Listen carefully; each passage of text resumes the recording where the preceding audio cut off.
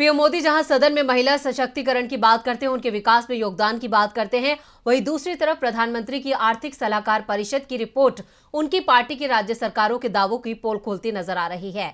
क्या है एसपीआई की रिपोर्ट, देखते हैं ये रिपोर्ट। हरियाणा में 2024 लोकसभा चुनाव के कुछ दिन बाद ही विधानसभा चुनाव होने हैं। 8 साल से ज्यादा वक्त से यहाँ बीजेपी की सरकार है, लेकिन अब बीजेपी सरकार पर सवाल खड़े हो रहे हैं। प्रधानमंत्री की आर्थिक सलाहकार परिषद एसपीआई रिपोर्ट में हरियाणा पर सवाल उठाए गए हैं।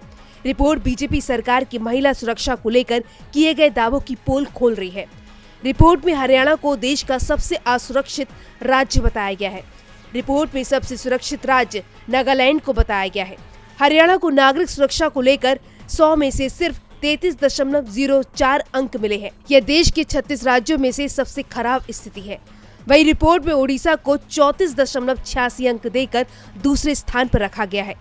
ओडिशा में हाल ही में राज्य के स्वास्थ्य मंत्री की जान ले ली गई थी, जिसे लेकर पहले ही नवीन पटनायक सरकार पर सवाल उठ रहे हैं। रिपोर्ट में असम को 35.24 अंक के साथ देश में तीसरा सबसे असुरक्षित राज्य बताया गया है।